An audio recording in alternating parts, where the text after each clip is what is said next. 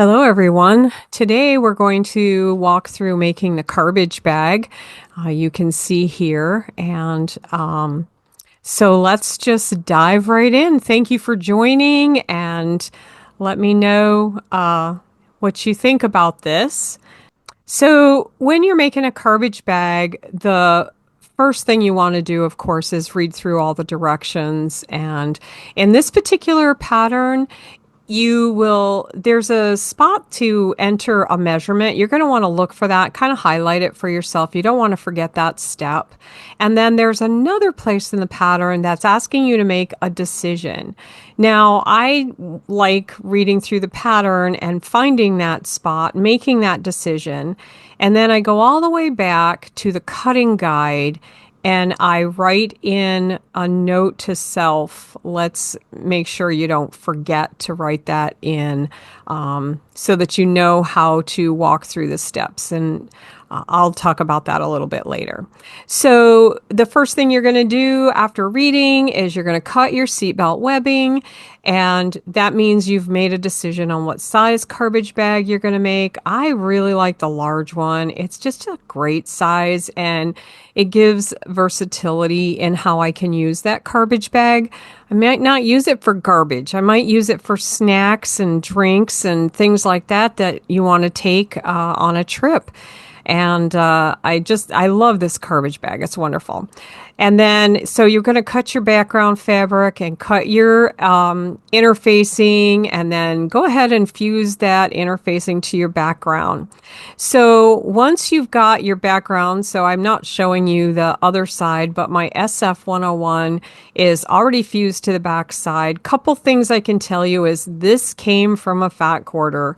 The size for the large is asking for a precariously close measurement to what a fat quarter will be.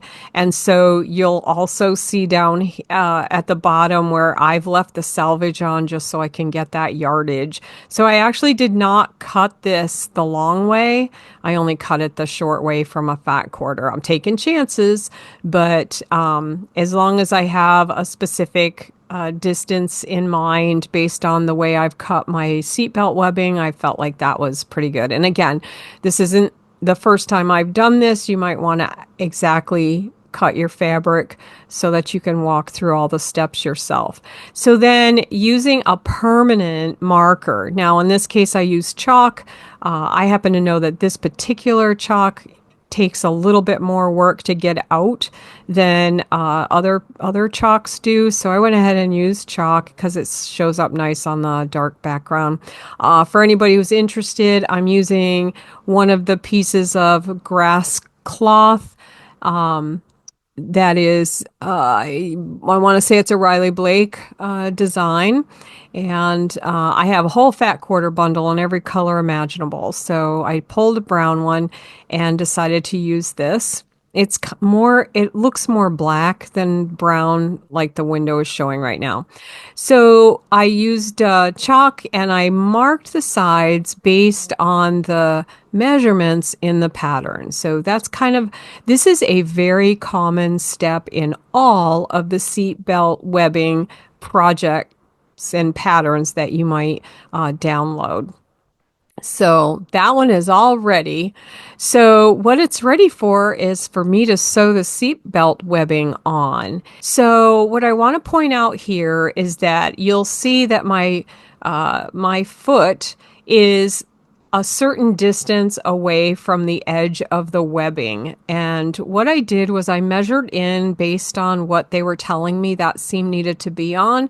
And I picked one of the areas, the grid, and it just happened to be exactly the right measurement. So I'm just following one of the weaves in the webbing, which made it really easy. On the first side, I'm in quite a ways, maybe a half inch or so. But on the other three sides, so when you sew seatbelt webbing on, you are sewing around every side, all four sides of the webbing to keep it secure. And your goal, for the most part, is to be within 1/8 of an inch or less of the actual edge of that seatbelt. And what that does is it makes it so that the seatbelt pieces fold, you're not seeing the background as much. So, if you sew too far away, then you'll see a lot of the fabric. And if you haven't been able to coordinate your colors or match your colors, then it shows through and you have to decide whether you like that look or not. So you want to make sure that you read your pattern because not all patterns start by coming in from the edge. So just they might have different measurements for based on what they're doing further on in the process. Here I am. I've sewed all the way around the four sides of the top webbing piece, and now I'm getting ready to sew my second piece on, and you can see that what I'm doing is I've pushed that webbing right up tight to the first piece, and you can see my needle has very little distance between the edge and between the needle and the edge, so that you really want to sneak in there and get really, really close in. Your results will be really great. Now what I've done is I've advanced. Now let me explain that on my white webbing, I used white thread on the top. I did not change my bobbin thread at all. It's got white in it. At this point, or actually it has black in it at this point. So I just changed the white thread, and then I changed to red, and then I changed to black. I don't always do that. It depends on where the piece is going to be and how that thread might show through based on the type of stitching. So here's all my strips. I'm doing the white, red, and black combination. Another thing I want to point out is if you look very closely at the black colored webbing, you'll see I'm using two different patterns. I had some from an older kit, and I had some from a newer kit, and I just decided to use both of them. And then I positioned that odd one so that it's going to be on the bottom of the bag completely, so nobody's really going to tell one from another. But generally, when you buy a kit ready-made, when you order webbing, it's all going to be in the same pattern of weave for that color.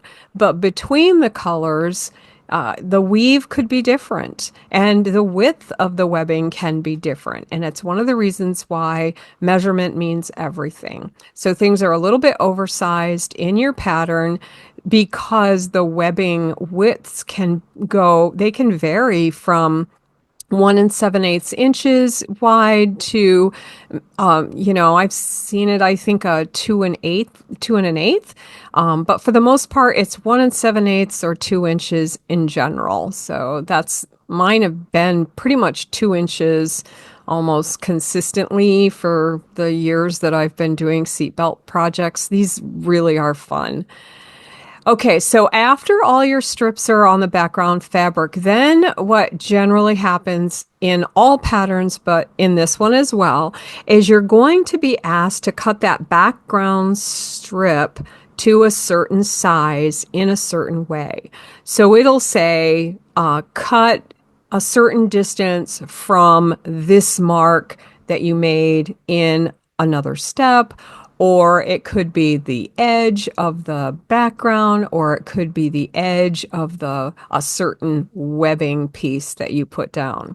In this case, it was the background. So my cutting instructions were to cut a certain number of inches from the sorry for stuttering, from the top of the edge, or from the edge all the way around. So each edge, the shorter sides and the longer sides, you were to cut in a certain number of inches based on the project that you're doing. So you can see some of the markings here that are on the background fabric piece. I just wanted to point that out because you'll be using those as references in other steps. So this piece, when it's all together, is called the exterior. And so I will say this about the Cozy Nest designs. Their patterns give you specific names of what they're doing. So in this case, the CARBage bag has an exterior, it has handles, it has a vertical piece, and it has a lining. And so those are all the specific components that we're going to be making and putting together. Okay, so now what we need to do is, now that we've trimmed it, now we're ready to prepare the top edge of the exterior. So the top is the side of the background where we put the first color on and we stitched in approximately a half an inch. And now what we're being asked to do is to fold that background fabric over that stitching line and then baste the ends. And so notice that when I folded it over, my chalk line from having marked my fabric to begin with is showing nicely. Okay, so now we're at the phase where I'm attaching the vertical strap, and in the pattern we were told to draw a line a specific distance away. This is a very common technique used in seatbelt webbing projects, so I thought I'd do a special little take on this. So basically what we're going to do is we are going to keep the webbing aligned to that chalk line and then stitch very, very close to that line. I also did not change, here's my chalk line right there. I did not change my color thread. I'm just going to go ahead and use black. It's going to sink right into this webbing. So I am fine with not changing the color yet again. And then I do want to point out that most of my bag weight is starting to pull off. And so you do want to kind of make sure that you're handling the weight of your seatbelt bag so that it doesn't pull at this. Because remember, the webbing is pretty, it's got a lot of give to it. So you want to try to keep that as straight as possible. And there is that step. I'm going to cut my thread. And this is how the bag looks so far. And see, you can hardly see that black line. I mean, it's hardly any. If I can get a good shot, you can barely, I mean, I can't even see it. So, and I am using chalk. It'll take a little bit for me to get the chalk out of the seatbelt webbing. So little reminder, when you cut out your seat webbing, keep a piece of the extra and try several different erasable markers to see which one works the best for you. The one that I'm thinking of going to is a water soluble, but I haven't tested it yet. So, and I know that chalk is just, I need a little more work to get this particular chalk line out. So there you have that. Okay, so now that that step's done, I'm sorry for the wiggly phone. I don't have a good place to put this.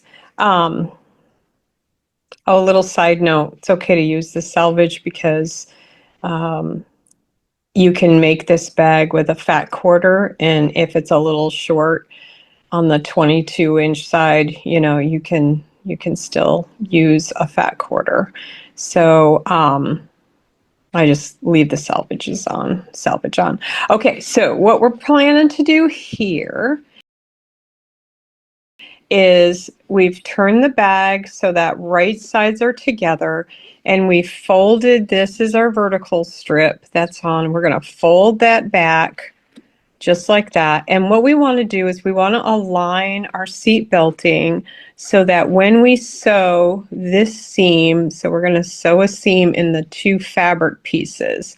So it doesn't have to be exact. You just want, this seam doesn't need to be exact. And you don't want to catch too much, if any at all, of the webbing in this seam. So you want to stitch really close there. This should be as even as possible. If you catch some, it's not awful. It's just going to get thick. And so what the most important thing is to really align where those seat belts come together, where each seat belt webbing piece comes together. So that's my main concern right there. And that's how I'm going to pin it. So I'm going to just put this on pause so I can use both hands, and I'll show you how that looks before I actually sew it.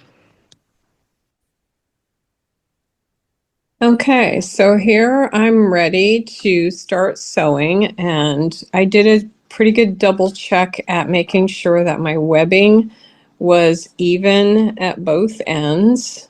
This one looks like it's even slipped down a little, so let me reposition that again. So I want those webbing edges to be right where they need to be. And then I find it easiest to place the pin through both layers of fabric. And so I've got it pinned through both, and I can see my webbing. You probably can't, but I can see that my webbing edge goes right along there. So that's what I'm going to try to follow as I'm stitching. So I'm just going to position the needle and again, just do a very kind of a slow go of it. Just making sure that it's pulling everything through and that I don't sew over my pins and I don't kill myself with the pins because they are pointing toward the machine needle. So as I move my hand down, it's likely that I can get poked. There's that. Whoops. Pull that pin. There we go.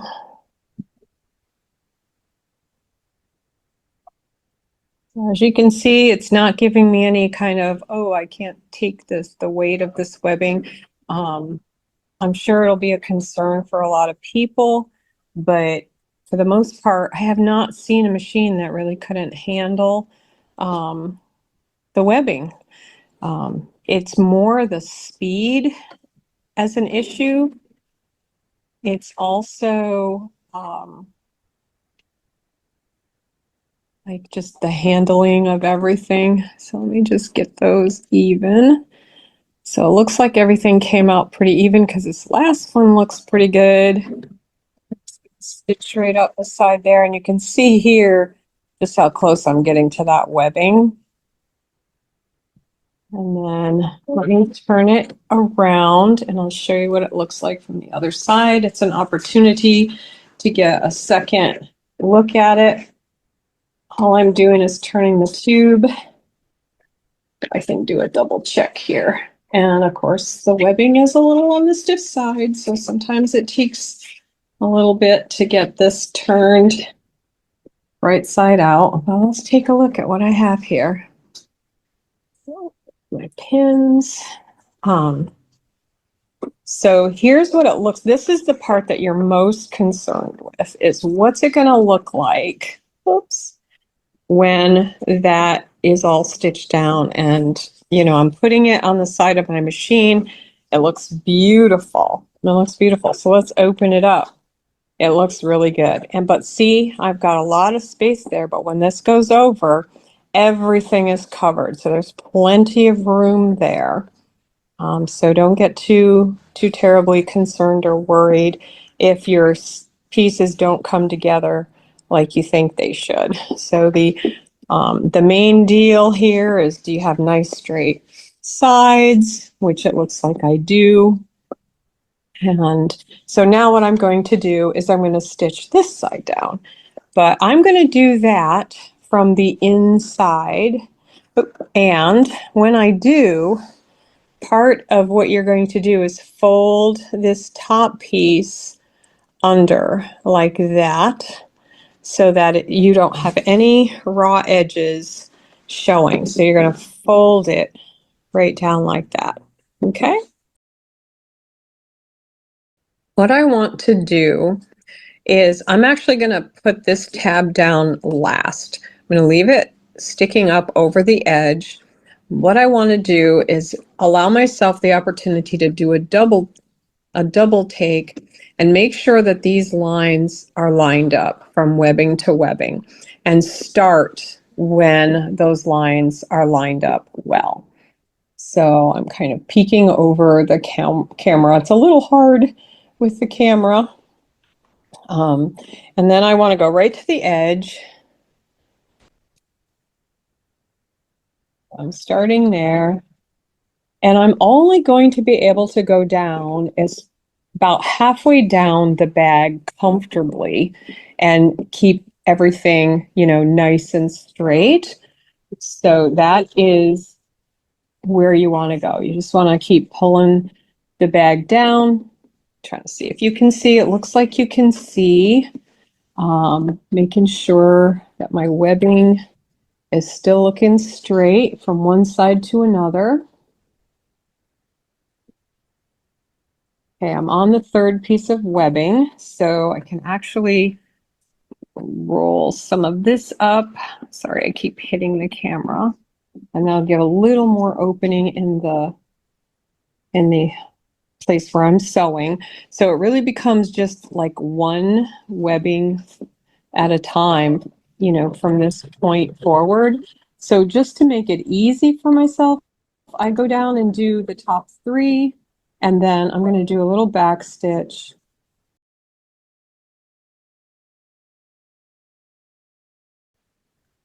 Cut my thread, remove the bag, and turn it around and do the remaining three.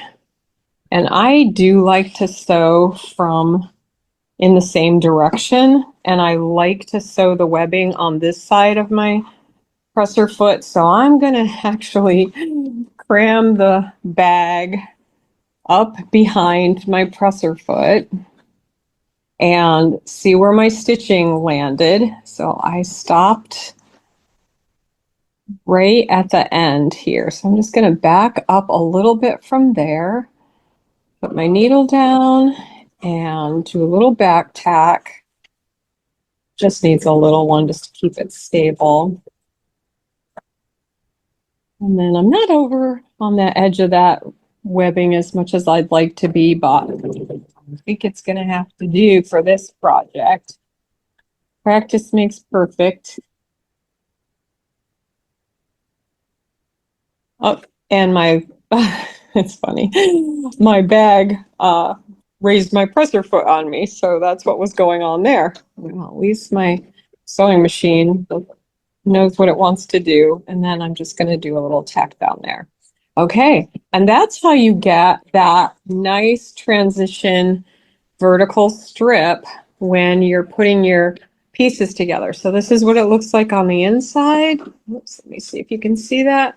It's what it looks like on the inside, and then the outside, I have a nice vertical strip, but I have one more step to do, and that's bring this down. So what I'm going to do is I'm actually going to flip the bag right side out so that I can sew like this without having the bulk underneath and potentially get caught and all of that. So let me flip the bag again.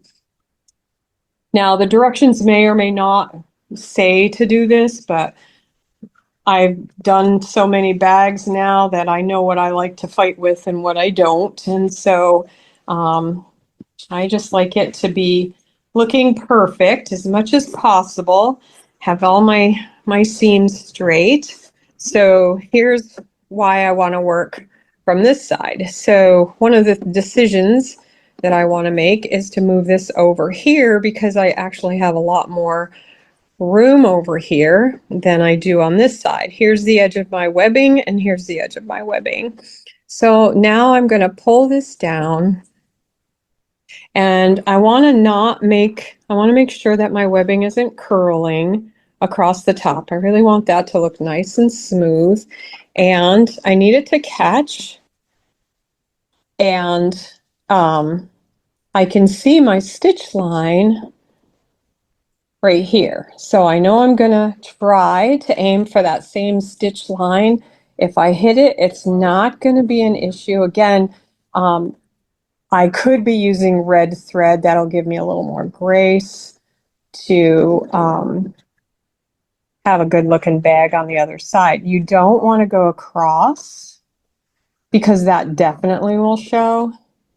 And again, I can't remember if the pattern tells you to just go across at that point or not. Don't remember. I don't have the pattern in front of me. So let's do this side. This is all going to be tucked inside behind the lining. So I don't think it's necessary. It's not a structural component, so I don't need to worry about it ripping or coming undone or compromising the strength of the bag at all. It's just to, make sure that everything's looking nice and that the seams are all finished. So as you can see now, because of all the little back and forths, I can actually see some of and the thickness, I can actually see some of the black thread, which for me, it's going to be up against the back seat. So I'm okay with that. And then we'll just trim. Looks like I got a lot of trimming to do here. So we'll get my snippers. I love these little snippers. I use them in applique for my embroidery. And I love it. I should have taken my tweezers out, but I did not, and I'm not going to spend the time trying to find them.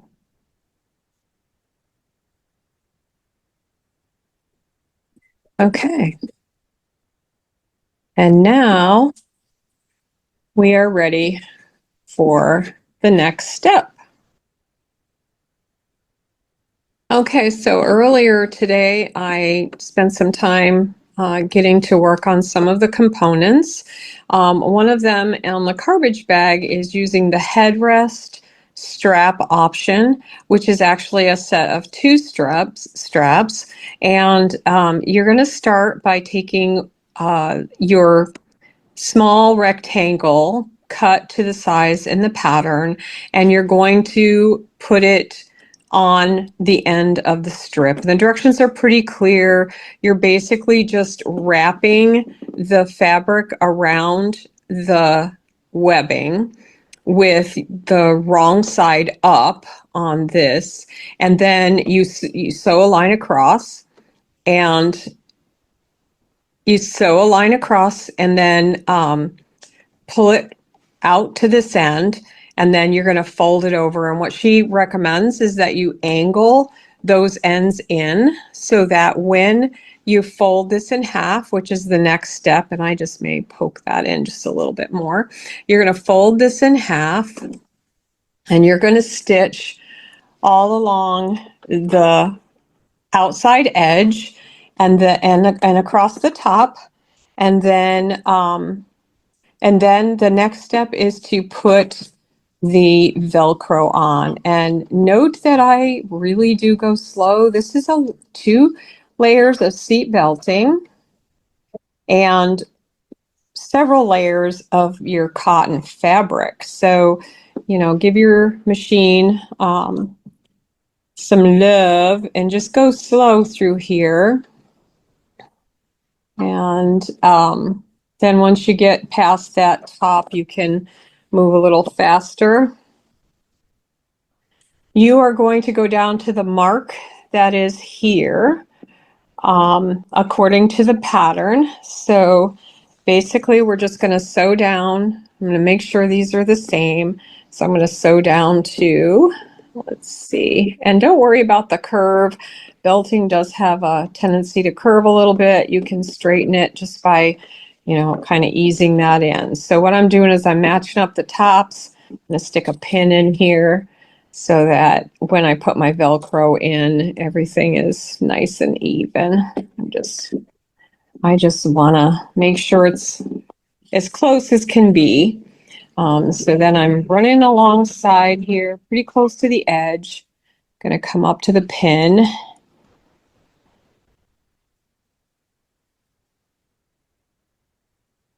Making sure those edges, I can see from this side that my edges, I believe, are pretty good. And then let's see. I'm just going to pivot right here.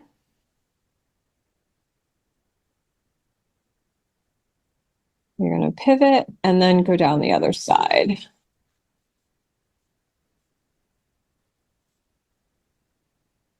And again, it is a little, it wants to curve, but it's got to go around your headrest anyway, so I wouldn't be too concerned about that.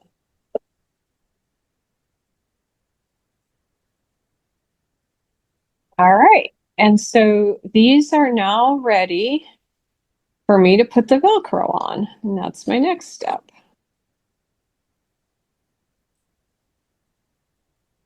I have cut my Velcro to fit within the space where I went across here. And I didn't want it going out on the edge. I didn't want to sew the Velcro there. So the other thing I did was I just spent a little time mucking with my seat belting just to kind of get it nice and straight so that I can sew this Velcro on in a straight line. And what I'm going to be doing is just following the edges and going all the way around.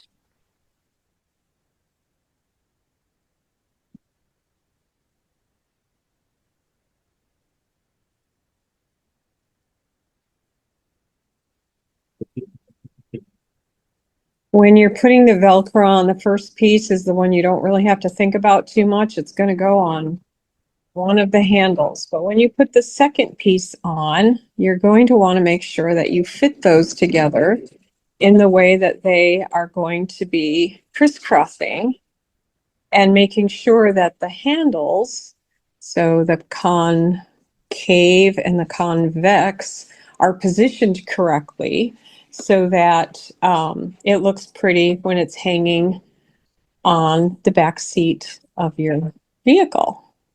Your passenger seat is kind of where I put mine so that I can just reach across and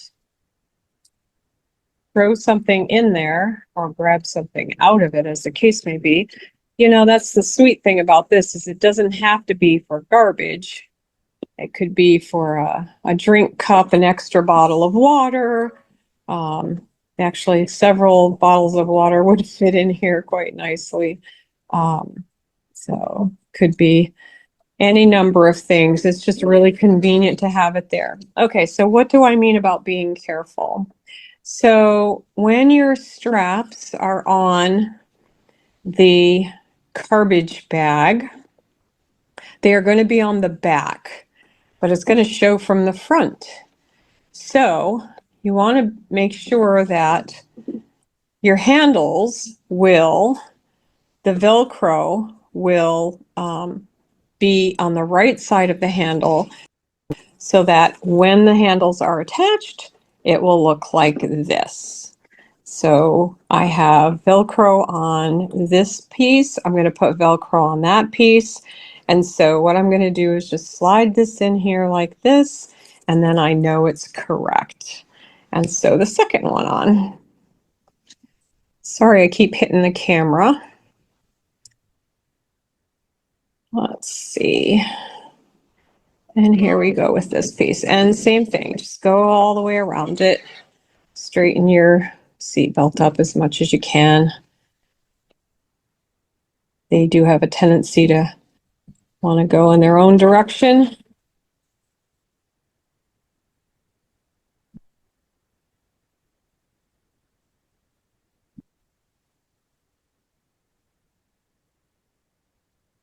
It's a really nice fastener. It really doesn't take long at all to get these things in your car or out of your car. And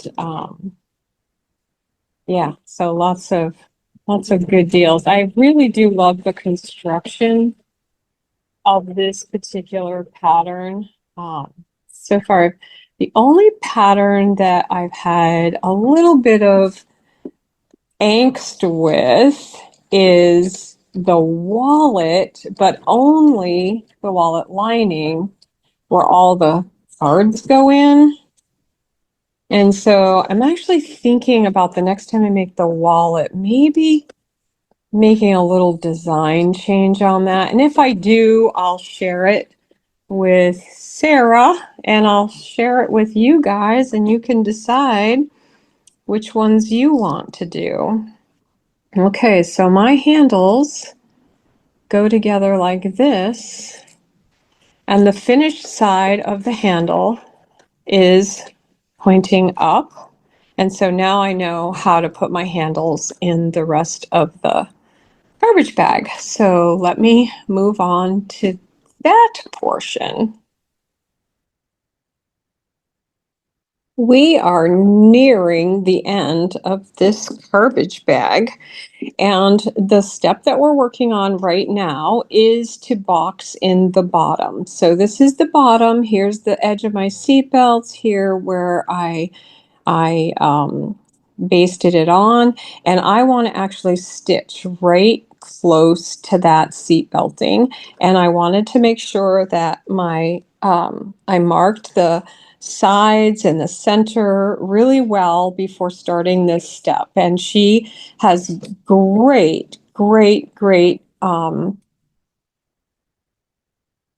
pictures, illustrations of how to make this happen. And so you'll find the directions to be easy and straightforward to get this bottom boxing to happen nicely. So we're just stitching this bottom in.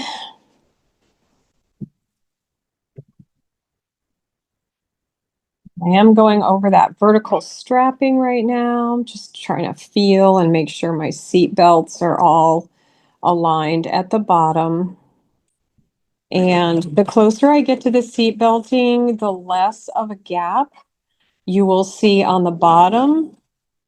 Of course, who's going to see the bottom, right? So don't, feel too much stress over it, but definitely get in there with your fingers and feel, and you can kind of see where the fabric falls over that webbing. So that's nice. Okay, so now that I've done that, I'm going to box the bottom. And what you want to do is you want to make sure that you know where the center seam is. So I like to just kind of put a pin right along the top there, just to right where those two seat belts come together, because that's just about where you're going to box the bottom, right there in that area.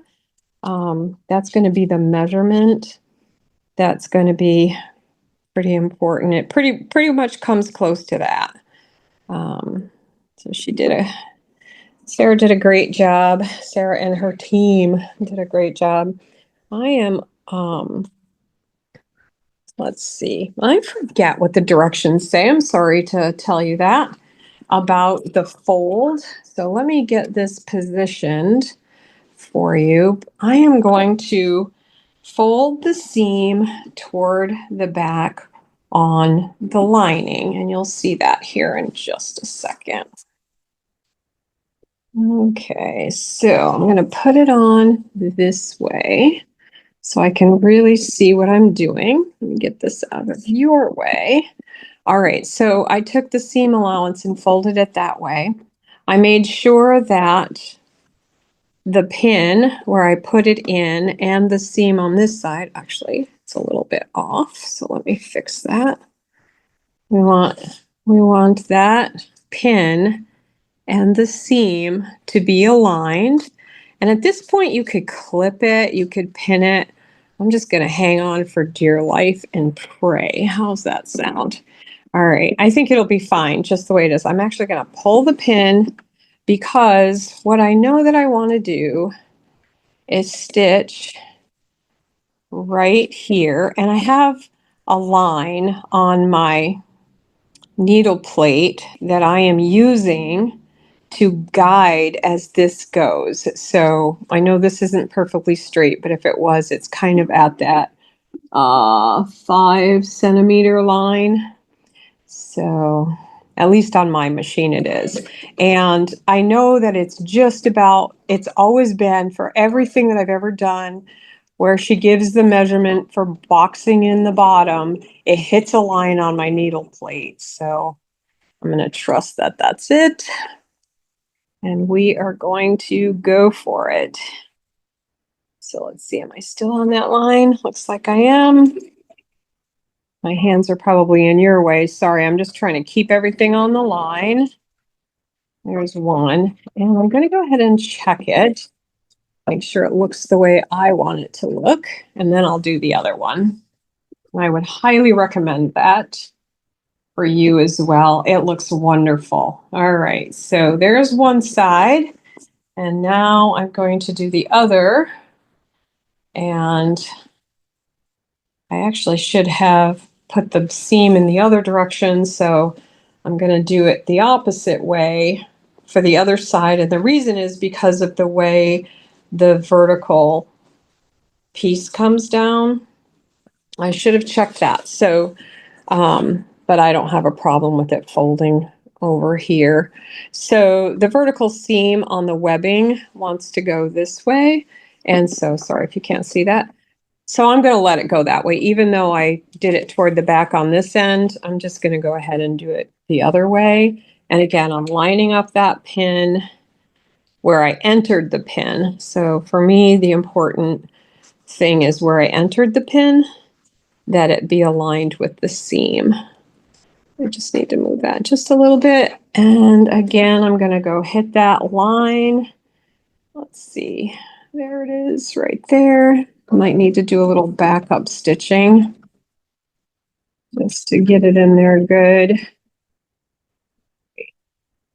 In and make sure I'm hitting that line.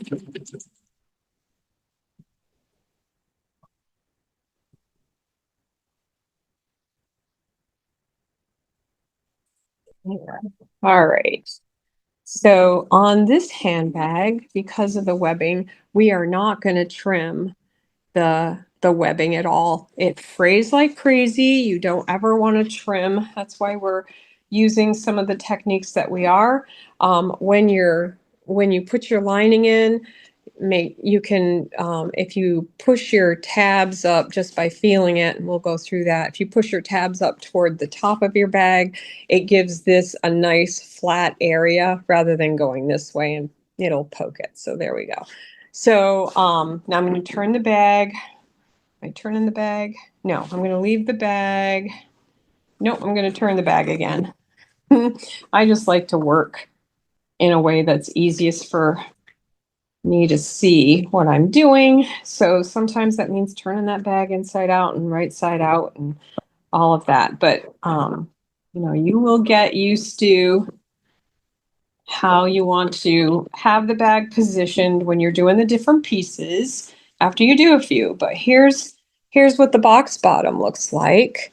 And see how nice and flat it is when I push that tab. The tab is right here. You can kind of see it. Push the tab up this way, and look how nice that bottom looks.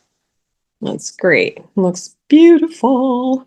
And it's really square, right? It lands right up against the edge of the seatbelt thing. And the measurements were just so spot on. All right, so the next step is to put the handles on that we made. And so on a previous step, we were told to make a mark from center over. And so I have done that. The directions are asking for the concave side to be, or the convex side, I think it's asking, I don't know what it's asking. I forgot what it's asking. But what I've determined is that I want the pretty side to show. So I think when you follow the directions, the handles will have the pocket side coming toward the front of the bag, which I think you kind of want the convex going toward the back. And it could be just the way I'm reading those directions. So what I'm going to do is I'm going to do what I think looks pretty, and I'm going to make the pretty side show toward the front, and I am going to stitch this across like this at the marks. Whoops. I'm going to stitch where the marks are defined, the marks that I made are defined in the pattern.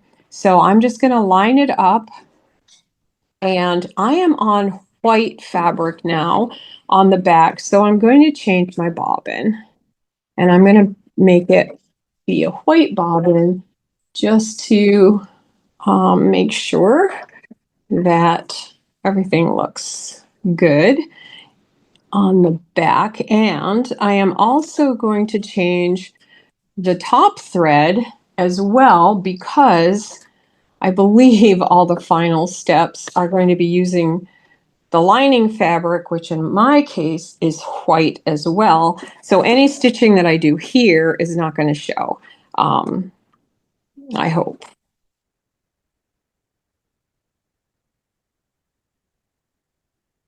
I'm going to make sure that it doesn't show. How's that sound? I'm going to make sure that that lining doesn't show. So, all right. Let me get my thread threaded. Let's see.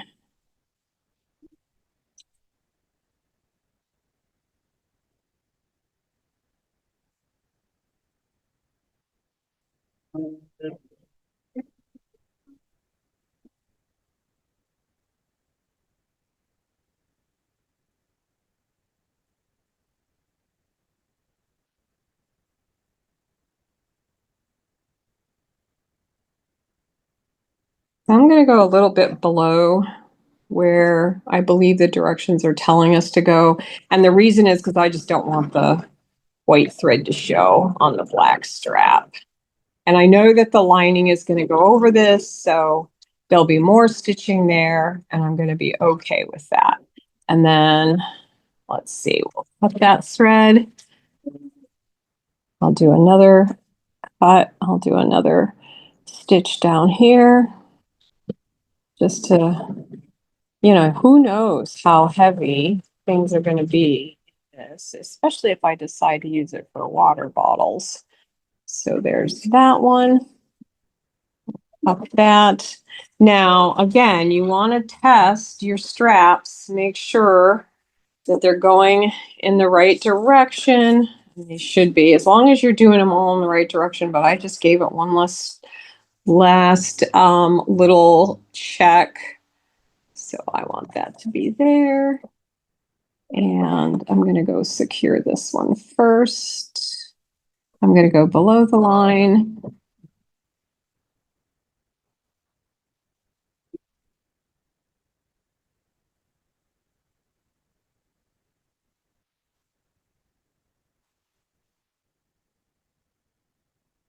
And do a second one.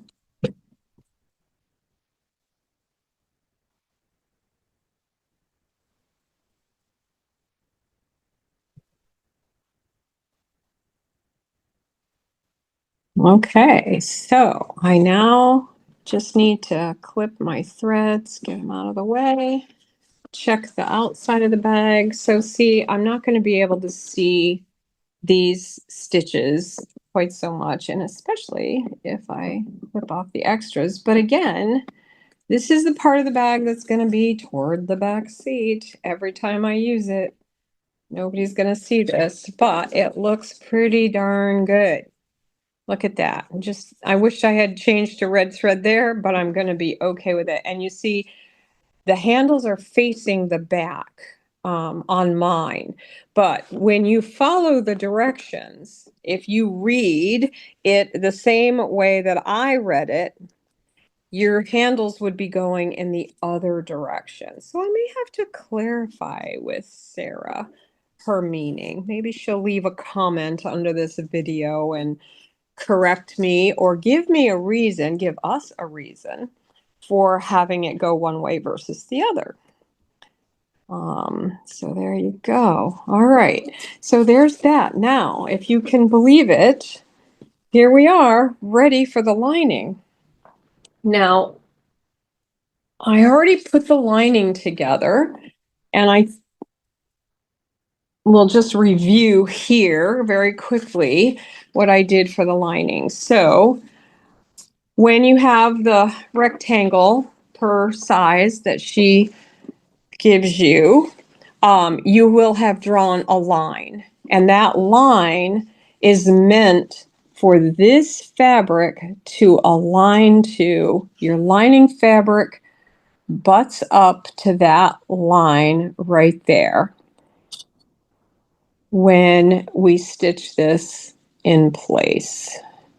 So let me just stop here and get my bearings about me. Let me get reset and I'll be back in just a second. Okay, so the last step is to put the lining in. I am using a pull fabric that has some give to it. I have placed the lining wrong sides together, and I am going to top stitch all along the edge here, and then I'm going to go down about 1/8 of an inch and do another row. And I have white thread in my bobbin because most of the area is white. This is the only place the white thread is going to show, is right here. So let's just go ahead and get started. And this is a good application for using clover clips. I just don't have them right here. So here we go. Let's just get started. And I'm choosing a white place in the bag to get started from. Now I aligned the center of or actually the side seam of the lining to the side of the bag. I had previously marked the center, and again, that's all part of the directions that you'll find in the pattern, how to mark and when to mark and all of that. So now I'm being especially careful because I am using pins. I'm being more careful of me not picking myself than of the camera bouncing. So I apologize if I keep knocking it, but here we go. I think you're going to be very pleased at the outcome. Okay, so my recording went off and I just noticed it. As you can see, I'm coming around for the second time. And I am going to just end it right here. And my CARBage bag is complete. Yay! Here is my CARBage bag. Isn't that pretty? And then the inside, I haven't smoothed it out in there yet, but there you go. I would say that when all was said and done, this is probably, I don't know, with cutting and everything like that, maybe 3 hours at the most, I think. It didn't take that long.